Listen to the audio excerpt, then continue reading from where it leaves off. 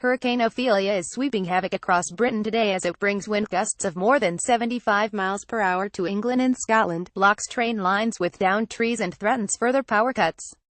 3 people died in Ireland yesterday as it was hit by hurricane-force winds and 330,000 people were left without power overnight, while roofs were ripped off buildings and flights were forced to turn around.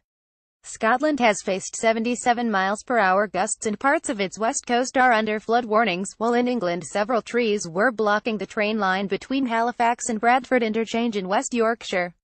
There was a further report of a landslip on the line and commuters were warned poor road conditions could hit rail replacement services. Virgin Train said a tree blocking the railway at Lockerbie was also causing disruption.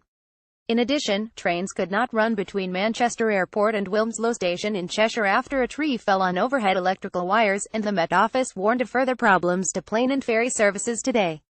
Rail services between Edinburgh and Aberdeen, Dundee, Fife and Perth have been suspended after a freight train is thought to have hit a tree on the line near Markinch. Disruption is expected until midday, ScoTrail said. Services have also been hit between Glasgow and Edinburgh due to a branch hitting overhead lines in Bells Hill. Meanwhile, schools on both sides of the Irish border will remain closed for a second day as authorities begin to assess the damage. Ireland saw winds of up to 119 miles per hour damaging electricity networks and causing disruption.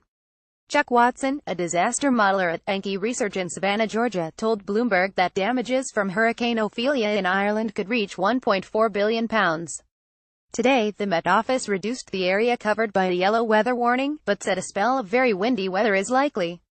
The forecast added, some damage to buildings, such as tiles blown from roofs, could happen. Northern Ireland, southwest Scotland, northwest England, and northwest Wales are no longer covered by the warning, but southwest Scotland, parts of northeast England and Yorkshire are still subject to the warning. Forecaster Stephen Keats said commuters should expect very gusty conditions, with winds of up to 70 miles per hour. He said, the strong winds will continue but should moderate a little bit compared to what we have seen. There's still a risk of gales and it's still strong enough to cause disruption, but a little bit down on what we have seen. Around 330,000 homes and business were still without power last night following the worst storm on record on the island of Ireland. Help from Northern Ireland and the rest of the UK is expected to be drafted in tomorrow to help restore power, ESB, the Republic of Ireland's electricity network, said. Police Scotland said a number of homes in Dumfries and Galloway have lost power, but all major roads in the region remain open despite fallen trees and branches disrupting some routes. Meanwhile, the roof of a scout hut in Castle Douglas was blown off and there have been reports of collapsed scaffolding in Dumfries. The force said, at this time we have no reports of anyone being injured in the region. A number of homes in the region have remained without power overnight and efforts are underway to bring power back to those affected.